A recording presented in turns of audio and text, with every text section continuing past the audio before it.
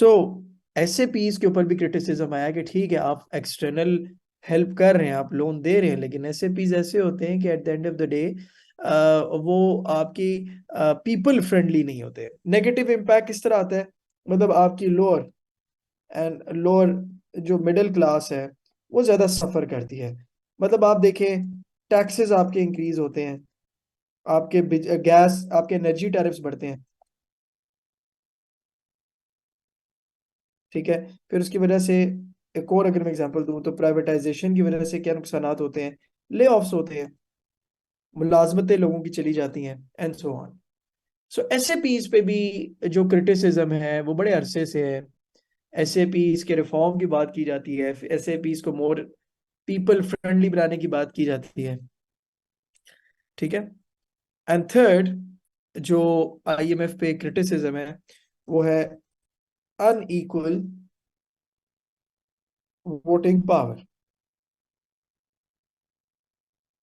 देखिए आईएमएफ में जितने भी मेन डिसीजंस होते हैं वो उसके एग्जीक्यूटिव बोर्ड में किए जाते हैं, ठीक है। और एग्जीक्यूटिव बोर्ड में जो मेंबर कंट्रीज होती हैं, ठीक है, उनकी एक वोटिंग, आप कह सकते हैं वोटिंग परसेंटेज होती है। जो मुल्क भी एग्जीक्यूटिव बोर्ड में बैठा हुआ है उसकी एक वोटिंग परसेंटेज है। यानी ये वोटिंग परसेंटेज बताती है कि तुम्हारा एक फैसले में कितनी से है। तो हर मुल्क की वोटिंग परसेंटेज डिफरेंट है। जैसे कि मैं आपको यहाँ पे एग्जांपल दूं, सबसे ज्यादा जो वोटिंग परसेंटेज है वो यूएसए की है जो कि अराउंड 17% है। यानी किसी भी फैसले में यूएसए की जो से है वो 17% तक है। अब ये जो वोटिंग परसेंटेज होती है ये दो चीजों पे बेस करती है।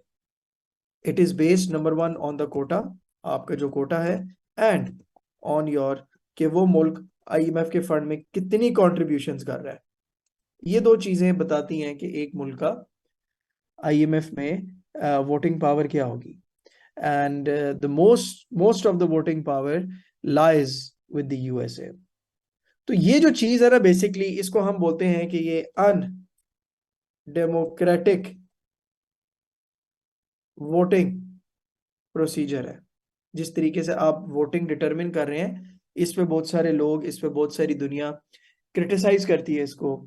एकेडमिक्स में इसको क्रिटिसिज्म दिया जाता है, मतलब कहा जाता है कि ये बेसिकली अनडेमोक्रेटिक है, तो लिहाजा इसके वोटिंग मेथड्स में रिफॉर्म्स लाए जाए। सो this is another criticism that is levied against the IMF। क्योंकि आप देखें ये मैंने इसकी बात ही यहां से शुरू की कि unequal voting power, undemocratic voting power.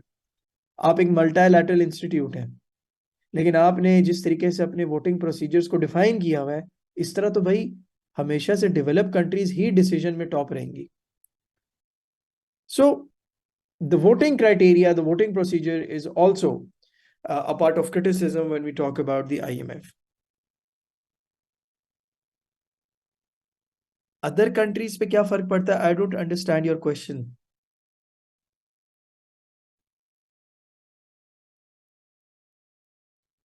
थोड़ा सा क्लेरिफाई करें, only then I will be able to answer. ठीक है, यहां तक आपको क्लियर है? यार पाकिस्तान का कोटा बेसिकली वेरी करता है, क्योंकि देखो मैंने आपको बोला है कि ये आपकी जो है इकोनॉमी पर डिपेंड करता है। सो पाकिस्तान का जो कोटा था last time I check, it was 1 point something कुछ था एसडी, उसमें परसेंटेज के पॉइंट ऑफ व्यू से बता रहा हूँ, ठीक है। So I hope you got the IMF idea कि ये क्या करता है, इस पे क्या क्रिटिसिज्म्स है। और देखें जो ज्यादातर आपको क्वेश्चंस आते हैं वो आईएमएफ के क्रिटिसिज्म पे भी आते हैं।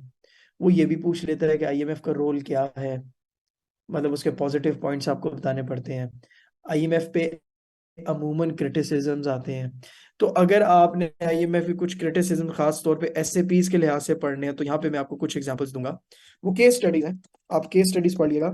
और इसकी कुछ मैं आपके साथ वो भी शेयर करूंगा, कुछ रेफरेंसेस हैं जिसमें एस ए पीज, इसके रिफॉर्म्स उसके ऊपर लिखा है, तो आपके जो भी मुतलका सीआर होंगे वो मुझसे कांटेक्ट करेंगे, तो मैं आपको एडिशनल स्टडीज भी दूंगा। लेकिन केस स्टडीज के तौर पे आप पढ़ेंगे, अगर आपने पढ़ना है, घाना क्राइसिस 2001 और एशियन क्राइसिस 1997। यानी आप जब ये आईएमएफ, फिर आपको पता लगेगा कि इन क्राइसिस में आईएमएफ का भी कितना एक किरदार था। ठीक है।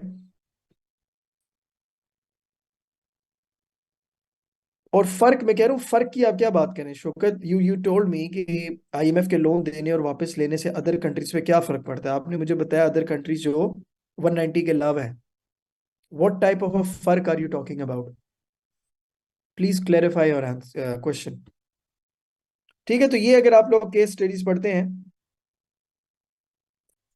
तो आपको एसएपीज, जहां पे एसएपीज ने लोअर क्लास को उल्टा ज्यादा बर्डन किया, आपको उसके बारे में आइडिया हो जाएगा।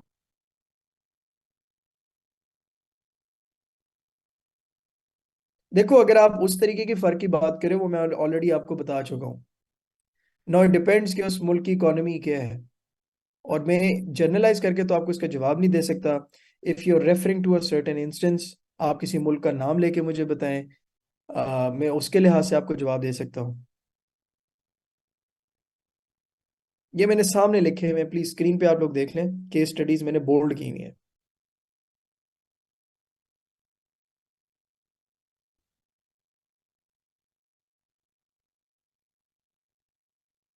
आप अमेरिका की बात करें तो वो मैं आपको ऑलरेडी बता चुका हूँ, ग्लोबल नॉर्थ है।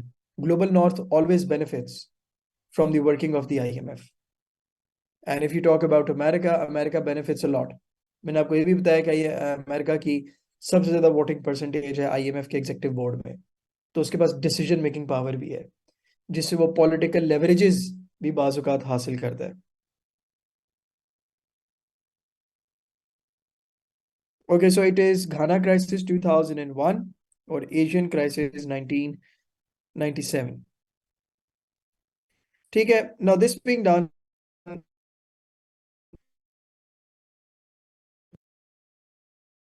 अब that is the world trade organisation. अभी हम डब्ल्यूटीओ को देखते हैं, जो हमारी सेकंड ऑर्गेनाइजेशन है। एंड प्लीज आप लोगों के जो भी सीआर हैं उनको कहिएगा मुझे कल याद करवाएंगे। I don't have that file with me, but उसके अंदर ये है कि आईएमएफ से रिलेटेड कुछ केस स्टडीज हैं, वो अगर आप लोग पढ़ेंगे थोड़ा सा टाइम निकाल के, आई नो मुश्किल हो जाता है, उस लेवल की मोटिवेशन भी नहीं होती बाजुकात, तो लेकिन वो अगर आपको केस स्टडीज पढ़ भी लेंगे, थोड़ी बहुत भी पढ़ लेंगे, that will give you very good idea about the IMF. Okay, जो नेक्स्ट ऑर्गेनाइजेशन है that is the world trade organisation, जिसको हम डब्ल्यूटीओ भी रेफर कर रहे हैं। So the world trade organisation, world trade organisation, it's not much of a brainer. आप लोगों को नाम से ही पता लग रहा होगा कि ये एक ऐसी ऑर्गेनाइजेशन है जो कि ट्रेड को रेगुलेट करती है इंटरनेशनल लेवल पे। ठीक है, it is something that regulates trade on an international level. तो ये 1995 के अंदर बनी थी। डब्ल्यूटीओ जो है वो इस्टेब्लिश हुआ था 1995 के अंदर। और अगर एक लाइन में मैं बयान करूं कि इसका मेन मकसद क्या है, तो मैं कहूंगा इसका मकसद है to create a multilateral trading system. International level पे एक ट्रेडिंग सिस्टम क्रिएट करना, ये डब्ल्यूटीओ का काम है। वो ट्रेडिंग सिस्टम क्या करेगा? वो ट्रेडिंग सिस्टम आपकी ट्रेड को फैसिलिटेट करेगा। ठीक है, so when we talk about trading system, यानी जो ट्रेड को फैसिलिटेट करे, जो ट्रेड को निगोशिएट करे, जो कि ट्रेड से रिलेटेड प्रॉब्लम्स को एड्रेस करे। ठीक है, जो कि ट्रेड को रेगुलेट करे। तो डब्ल्यूटीओ एक ऐसा इदारा है जो कि एक trading system based on this thing, मैं भी आपको इंडिविजुअली भी बताता हूँ, इन पे फोकस करता है। ठीक है, अगर इसके मेंबर्स की बात करें तो देखें इसके 164 मेंबर्स हैं। इसके 164 मेंबर्स हैं, जो कि मतलब परमानेंट मेंबर्स हैं। ठीक है, बाकी इसके ऑब्जर्वर कंट्रीज हैं। ऑब्जर्वर कंट्रीज का कंसेप्ट में आपको जब हम अपने थर्ड लेक्चर में जाएंगे उसमें आप लोगों को बताऊंगा ये ऑब्जर्वर क्या होते हैं, लेकिन आप 164 मेंबर्स इसके अभी लिख लें। तो लेट्स सी कि जो WTO है ये ट्रेडिंग सिस्टम क्रिएट करता है, लेकिन उससे पहले मैं आपको ये बताना चाहूंगा कि ये मत समझिएगा कि WTO 1995 में स्टैब्लिश हुआ, या वर्ल्ड ट्रेड की बात जब की, ट्रेडिंग सिस्टम की बात की, तो सिर्फ 1995 में इनिशिएट हुआ था। WTO से पहले, बिफोर WTO, जो आपकी इंटरनेशनल ट्रेड को रेगुलेट करता था या चेक करता था, उसका नाम था गैट, जिसका मतलब था general agreement on trade and tariffs.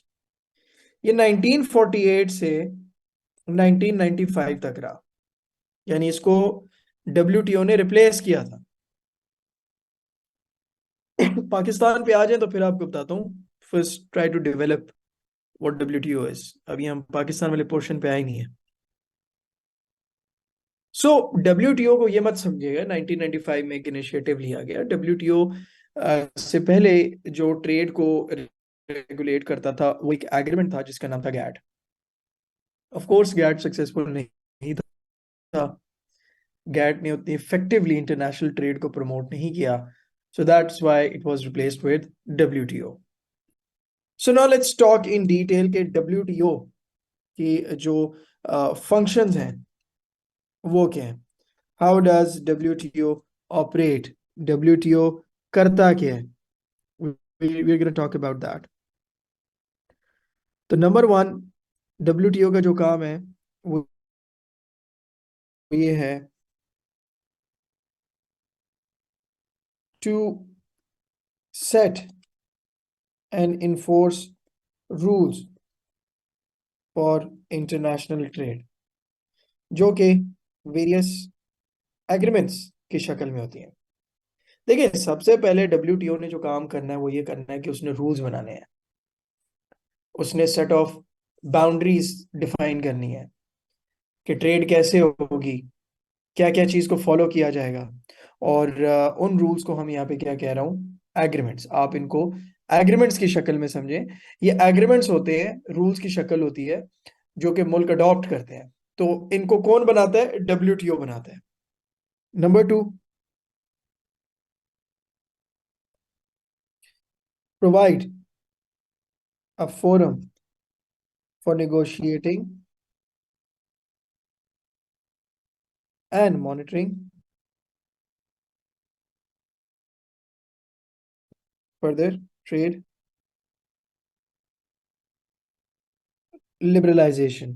ठीक है, ट्रेड लिबरलाइजेशन का आपको कंसेप्ट मैंने बताया था, ये क्या होती है, फ्री फ्रॉम द बैरियर्स। तो WTO सिर्फ रूल्स नहीं बनाता, WTO ये भी मेक श्योर करता है कि ट्रेड लिबरलाइजेशन हो। ठीक है, next, resolves trade related disputes between countries. उसके अलावा अगर देखा जाए तो WTO फड्डे भी सॉल्व करता है। देखिए, मैंने आपको ऊपर ही कमोपेश बता दिया कि भाई ट्रेडिंग सिस्टम क्या होता है जहां पे सब कुछ हो रहा है। तो रूल्स भी बन रहे हैं, निगोशिएशंस भी करवा रहा है, और उसके अलावा अगर किसी मुल्कों के दरमियान ट्रेड डिस्प्यूट आता है तो उसको भी हल करवाता है। जैसे कि इसके पास एक फ्रेमवर्क है जिसका नाम बता रहा हूँ, जिसे बोलते हैं ट्रेड डिस्प्यूट सेटलमेंट अंडरस्टैंडिंग।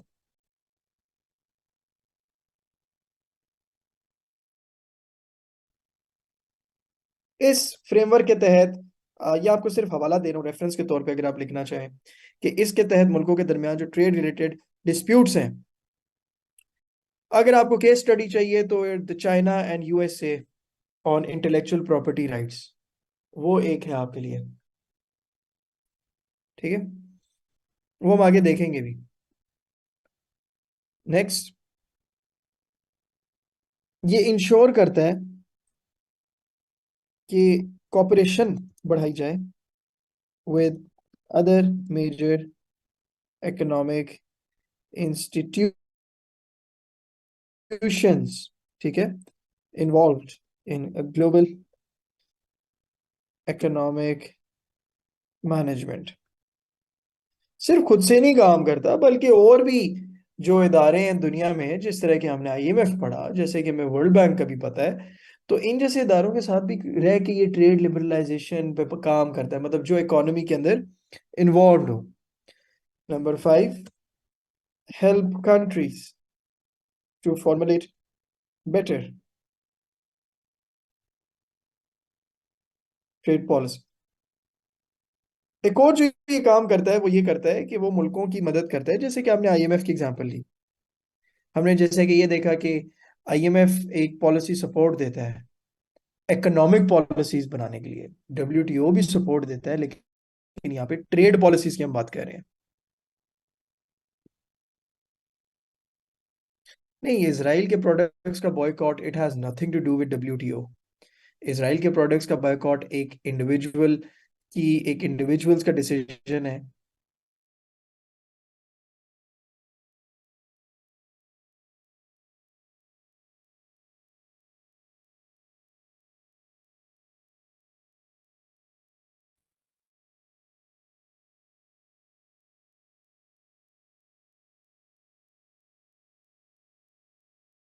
ठीक है, वो कंट्रीब्यूटी और सब्ल्यूट को नहीं करनी, वो एक मुल्क का अपना प्रोग्रेटिव है। तो अब आप लोग को समझ, मतलब when we talk about trading systems, we are actually talking about the fact कि डब्ल्यूटीओ एक वास्ट डोमेन में हर एलिमेंट को, अगर आप देखें ट्रेड से रिलेटेड, वो उसको केटर कर रहा है। इंटेलेक्चुअल प्रॉपर्टी राइट्स भी मैं आगे जाके आपको बतौर एग्रीमेंट्स बताऊंगा। Just hold on to your horses, मैं नहीं कुछ मिस करूंगा, थोड़ा सा यकीन रखें। ठीक है, so this is what the WTO does. When you talk about the World Trade Organization, then all these things need to come into your mind. अच्छा, नेक्स्ट जो चीज आप लोगों को यहाँ पे मैं इधर एक्सप्लेन करना चाहता हूँ, दैट इज ये जो वेरियस एग्रीमेंट्स हैं, इनके बारे में मैं थोड़ा बहुत आप लोगों को यहाँ पे एक ब्रीफ देना चाहता हूँ कि देखिए, WTO is a set of rules. WTO ने बेशतर किस्म के एग्रीमेंट्स बनाए हुए हैं, और हर एग्रीमेंट अपने तरीके से किसी ना किसी वे में आपकी जो इंटरनेशनल ट्रेड है, या एक मुल्क की जो ट्रेडिंग कैपेसिटी है, उसको बेहतर करता है। तो हम जब डब्ल्यूटीओ पढ़ते हैं तो हम इन एग्रीमेंट्स के ऊपर भी नजर डालते हैं। हम जब पाकिस्तान और डब्ल्यूटीओ का भी जब हम केस पढ़ेंगे, तो मैं आपको बताऊंगा कि जी पाकिस्तान ने कौन कौन से डब्ल्यू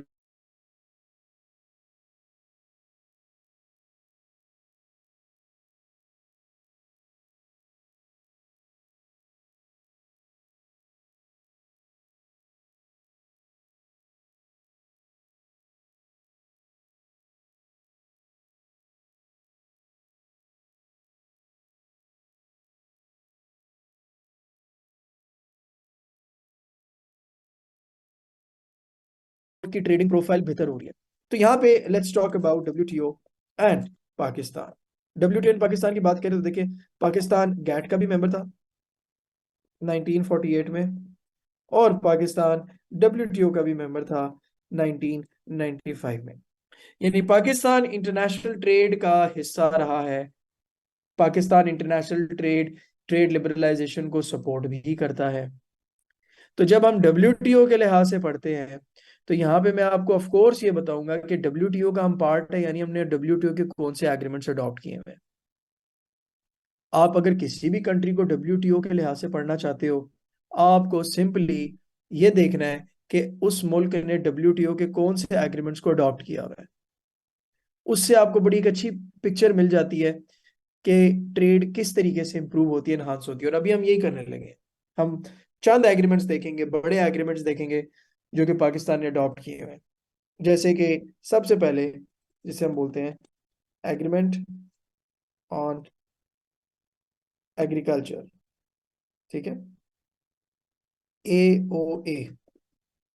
एक पाकिस्तान ने, हम पहले इनकी लिस्ट बना लेते हैं, फिर उसके बाद मैं इनको इंडिविजुअली डिफाइन करूंगा कि एक एग्रीमेंट है जिसको कहते हैं एग्रीमेंट ऑन एग्रीकल्चर, फिर है एक ट्रेड फैसिलिटेशन एग्रीमेंट, TFA, फिर उसके अलावा we have yes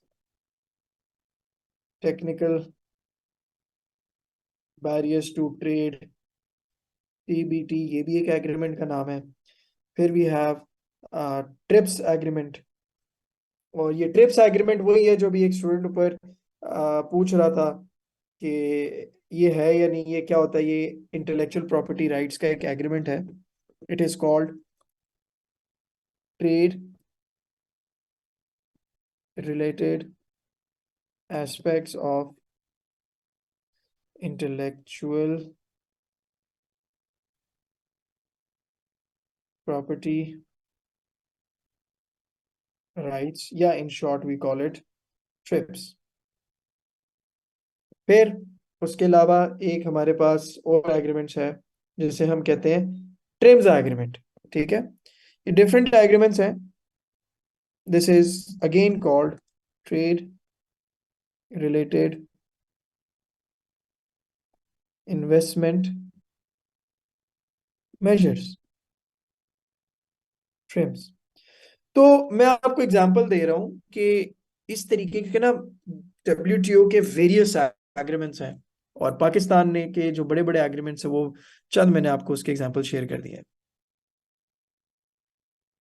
Which countries have strong trading systems and good trading relations? देखो, the entire Europe, the entire West, euro Asia, तो ये वो रीजन्स हैं जहाँ पे ट्रेडिंग स्ट्रांग है। और अब ऑफ कोर्स आपका एशियन रीजन भी आ रहा है, एशियन रीजन है, साउथ ईस्ट एशिया है।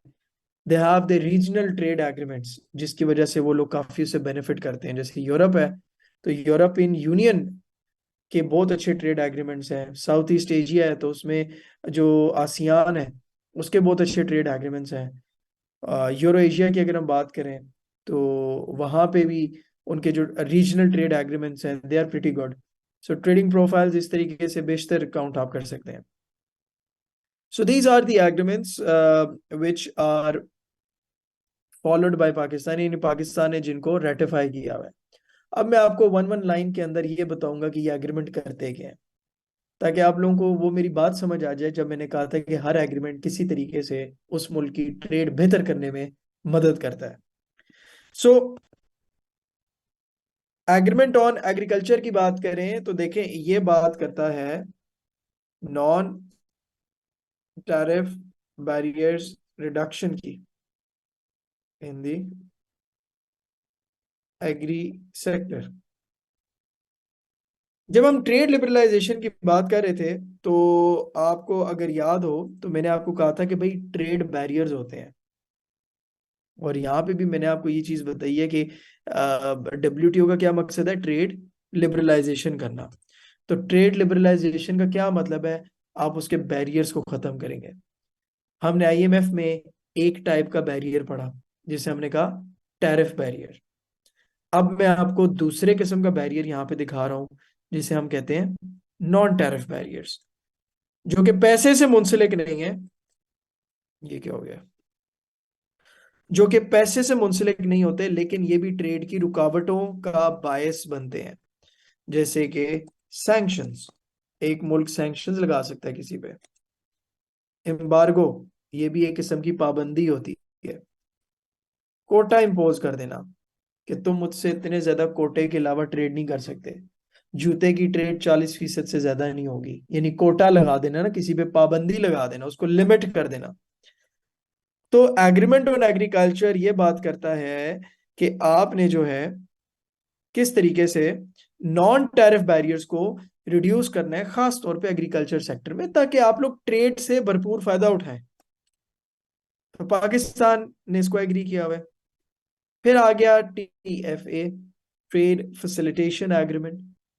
ट्रेड फैसिलिटेशन एग्रीमेंट की अगर मैं बात करूं तो ये वो एग्रीमेंट है जो कि एक मुल्क को कहता है कि आपने अपने ट्रेड प्रोसेसेस को सिंप्लीफाई करना है, आपने अपने ट्रेड प्रोसेसेस को मॉडर्नाइज करना है, यानी आपने उसको आईटी में इक्विप करना है, आपने अपने ट्रेड प्रोसेसेस को हार्मोनाइज करना है, यानी adopting best international practices. Trade को फैसिलिटेट करें, ट्रेड को बेहतर करें। ट्रेड कैसे बेहतर होगी? यानी आप अपने प्रोसेसेस को आसान करें, आप मॉडर्नाइज करें, इंटरनेशनली क्या प्रैक्टिसेस हो रही हैं। तो ये बहुत डिटेल्ड एग्रीमेंट्स हैं। मैं सिर्फ आपको इनका क्रक्स बता रहा हूं कि किस तरीके से every agreement works in its own way. अच्छा, थर्ड वाले की अगर हम बात करें, एक काम करते हैं, हम अगले पेज पे चले जाते हैं।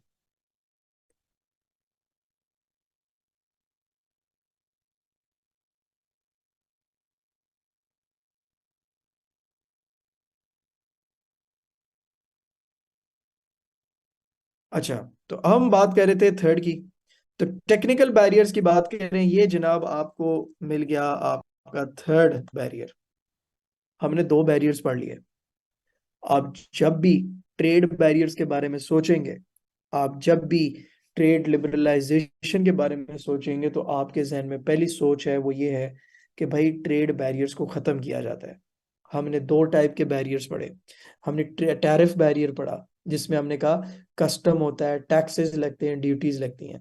फिर हमने नॉन टैरिफ बैरियर्स पढ़े, जिसमें हमने कहा इसमें सैंक्शंस होती हैं, एम्बार्गोज इम्पोज हो जाते हैं। अब मैं आपको बता रहा हूँ third type of barrier which is called technical barrier. इस एग्रीमेंट में क्या करना होता है कि इसमें आपने अननेसेसरी टेक्निकल बैरियर्स जो हैं वो रिड्यूस करने होते हैं। अननेसेसरी टेक्निकल बैरियर्स मिसाल क्या है, जैसे कि एक्सेसिव सर्टिफिकेशंस,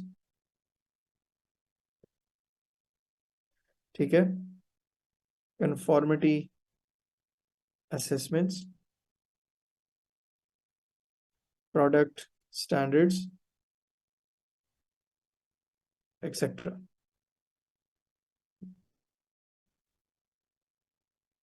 देखिए, जब भी किसी मुल्क में कोई प्रोडक्ट आता है ना,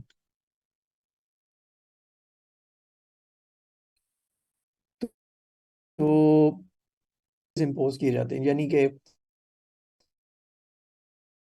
ये प्रोडक्ट मेरे मुल्क में तब आएगा जब तुम इसको फलां जगह से अप्रूव करवाओगे, फलां सर्टिफिकेट्स तुम्हारे पास होने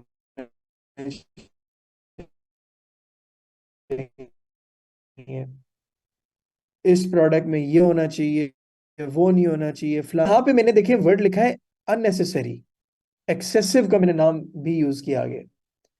मैं ये नहीं कह रहा कि टेक्निकल बैरियर्स को खत्म कर दो, या ये एग्रीमेंट ये नहीं कहता कि आप टेक्निकल बैरियर्स को सिरे से ही खत्म कर दें, वरना तो प्रोडक्ट की क्वालिटी नहीं रहेगी।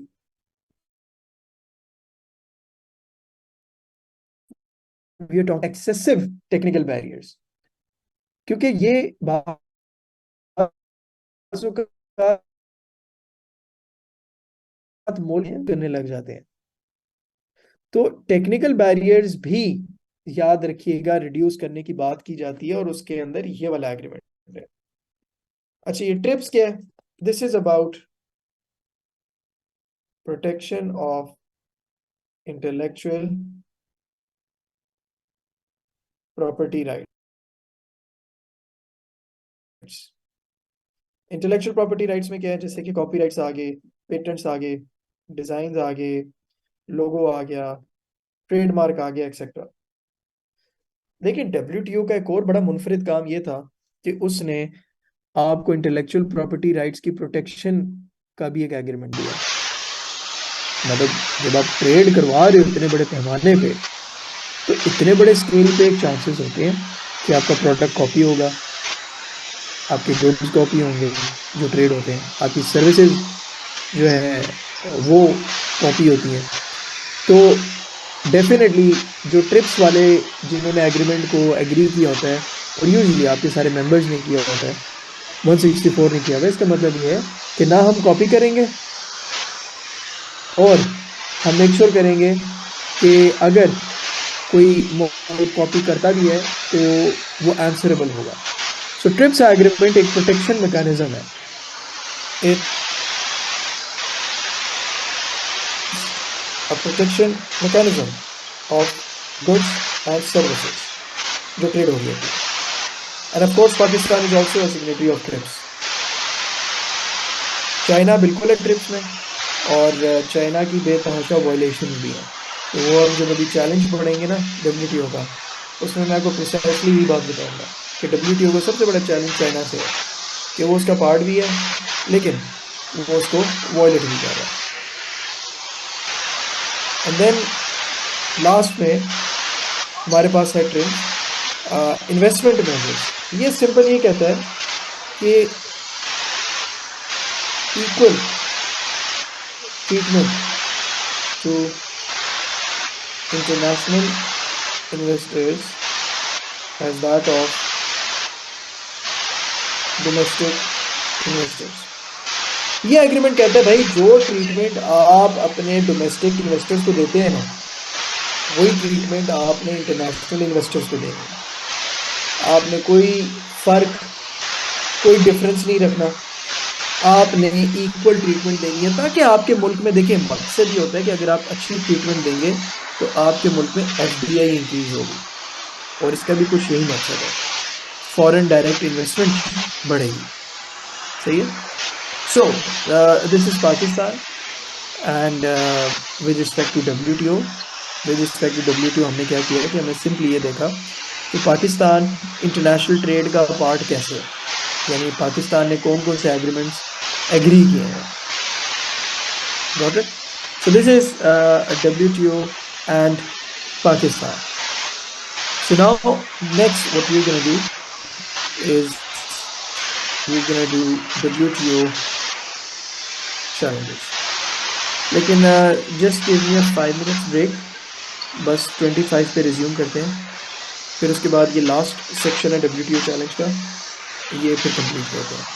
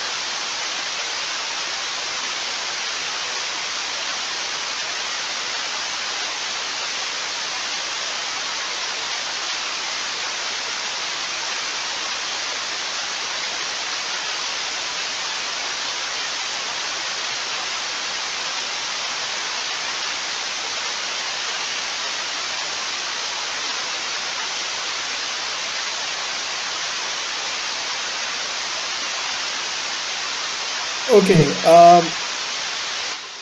अभी जो है हम लोग WTO के चैलेंजेस देखेंगे। बिफोर दिस शॉर्ट ब्रेक हमने ये देखा कि WTO किस तरीके से एक इंटरनेशनल ट्रेड का सिस्टम इस्टेब्लिश करता है। We talked about its objectives and then we talked about Pakistan. और पाकिस्तान के थ्रू हम लोगों ने बेसिकली ये देखा कि जो हमने बात की थी कि WTO establishes a set of rules, a set of regulations in terms of agreements, वो क्या होते हैं। तो हमने 5 एग्रीमेंट्स की बात की और ये कोई 20 से 25 एग्रीमेंट्स एग्जिस्ट करते हैं और हर एग्रीमेंट अपने लिहाज से ट्रेड को बेहतर बनाने की बात करता है। So now what we're gonna do is that we're gonna talk about certain challenges जो कि WTO को फेस हैं। और let's start from the challenge posed by China। देखिए, चाइना की अगर मैं बात करूं तो चाइना 2001 में WTO का मेंबर बना था। ठीक है, यानी बतौर मेंबर आप WTO के ऑब्जेक्टिव को प्रमोट करेंगे। आप उसके मेंबर है, इसका मतलब ये है कि आप उसके ऑब्जेक्टिव की इज्जत करेंगे, आप उनको इम्प्लीमेंट भी करेंगे in true letter and spirit, and you will also show a good degree of compliance. अब यहाँ पे जो मैं आपको कुछ पॉइंट्स बताऊंगा चाइना के, वो ऐसे हैं जो कि असल में WTO को चैलेंज करते हैं with respect to its objective. यानी WTO ये एक चीज कहता है और चाइना जो है apparently it is doing the opposite. तो इसकी एग्जांपल क्या है? इसकी एग्जांपल मैं आपको जैसे देता हूँ, जिसे हम कहते हैं protectionist policies, rising trade barriers to promote its own domestic market slash products। ये वाला आप लोग चैलेंज लिखें, फिर मैं आपको बताता हूँ ये क्या होता है। प्रोटेक्शनिस्ट पॉलिसीज क्या होती हैं, फिर हम बात करेंगे कि ये प्रोटेक्शनिस्ट पॉलिसीज WTO के लिए चैलेंज क्यों है। देखें, बाज़ औक़ात मुल्क अपनी लोकल इंडस्ट्री, अपनी डोमेस्टिक मार्केट, अपने लोकल प्रोडक्ट्स, अपने डोमेस्टिक प्रोडक्ट्स को प्रमोट करवाना चाहते हैं। अब आपने अगर अपने डोमेस्टिक और लोकल प्रोडक्ट को प्रमोट करना है तो इसका मतलब ये है कि जो फॉरेन प्रोडक्ट आता है आपको उसके साथ उसका कंपटीशन देना होगा। तो बाजू का आपका लोकल प्रोडक्ट कम्पीट नहीं कर पाता, लेकिन फिर भी आप चाहते हैं कि आपका लोकल प्रोडक्ट ज़्यादा बिके, फिर भी आप चाहते हैं कि आपकी लोकल मार्केट ज़्यादा सक्सेसफुल हो। तो अमूमन कंट्रीज़ क्या करती हैं कि वो टैरिफ बैरियर्स को रेज कर देती हैं, वो डिफरेंट ट्रेड बैरियर्स को रेज कर देती हैं। उसकी वजह से जो इंटरनेशनल प्रोडक्ट होता है वो आपकी मार्केट में फिर नहीं आता। इसको बोलते हैं protectionist policies. So protectionist policies are those in which a country increases the trade barriers, क्योंकि आप अपने प्रोडक्ट को प्रमोट करना चाहते हैं। Now that's a good thing, आपकी अपनी मर्जी है कि आप प्रोटेक्शनिस्ट पॉलिसीज डालें या ना डालें, लेकिन यहाँ पे आप याद रखें, अगर आप WTO के मेंबर हैं तो क्या प्रोटेक्शनिस्ट पॉलिसीज WTO के ऑब्जेक्टिव्स के फेवर में जाती हैं या उसके अगेंस्ट में जाती हैं? क्योंकि WTO क्या कहता है आपसे, तो प्रोटेक्शनिस्ट पॉलिसीज लगाना WTO के अगेंस्ट क्यों है? बिल्कुल है अगेंस्ट। क्यों अगेंस्ट है? Because WTO talks about trade liberalisation. WTO trade liberalisation पे एम्फोसिस करता है, फ्री ट्रेड पे एम्फोसिस करता है। यस,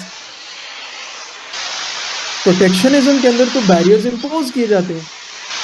तो ये बात याद रखिएगा, वक्तन फवक्तन चाइना प्रोटेक्शनिस्ट पॉलिसीज इंपोज करता है जो कि असल में WTO की ट्रेड लिबरलाइजेशन के खिलाफ है। Number 2, theft of intellectual property rights. China के अगेंस्ट सबसे ज़्यादा USA ने कंप्लेंट्स लॉन्च की हैं, जहाँ पे वो कहता है कि वो जैसे कि पायरेटेड सॉफ्टवेयर बना रहे हैं, काउंटरफिट गुड्स बना रहे हैं एंड सो ऑन। वो मेड इन चाइना वाली एक बड़ी मशहूर बात है। तो चाइना के ऊपर एक और जो सबसे ज़्यादा कंप्लेंट्स आती हैं, जो डब्ल्यूटीओ का एज अ चैलेंज के तौर पे सामना करना पड़ता है, वो ये है कि चाइना ट्रिप्स एग्रीमेंट की वायलेशन करता है, जो हमने ऊपर देखा इंटेलेक्चुअल प्रॉपर्टी राइट्स का। सबसे ज़्यादा, जैसे मैंने आपको इधर एग्जांपल दी, complaints they are lost by the USA over है। तो चाइना एक बहुत बड़ा चैलेंज इटसेल्फ है।